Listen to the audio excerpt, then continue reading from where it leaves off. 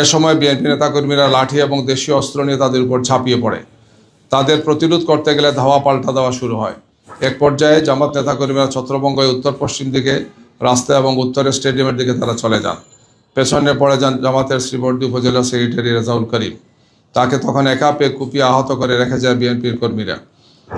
এক পর্যায়ে তাকে ময়মনসিংহ মেডিকেল কলেজে নেওয়ার পথে তিনি রাস্তায় শাহাদত বরণ করেন। এই সংঘর্ষের ঘটনায় জামাত এবং 11 দলীয় জোটের পক্ষ থেকে প্রায় অর্ধশত নেতাকর্মী আহত হয়েছেন। এর মধ্যে 16 জনকে শেরপুর হাসপাতালে চিকিৎসা দেওয়া হয়েছে। এছাড়া গুরুতর আহত 3 জনকে ময়মনসিংহ মেডিকেল কলেজে উন্নত চিকিৎসার জন্য পাঠানো হয়েছে। প্রিয় সাংবাদিক বন্ধুগণ, আমরা মনে করি পুরো ঘটনা প্রবাহে আইনশৃঙ্খলা বাহিনী এবং প্রশাসনের ব্যর্থতার চিত্র স্পষ্ট হয়ে উঠেছে। প্রথমত, মারামারির সময় পুলিশ সহযোগিতা করলেও ঘটনা প্রবাহ এতদূর আসতো না। সেটা না করে পুলিশ প্রশাসন নিষ্ক্রিয় দর্শকের ভূমিকা পালন করে।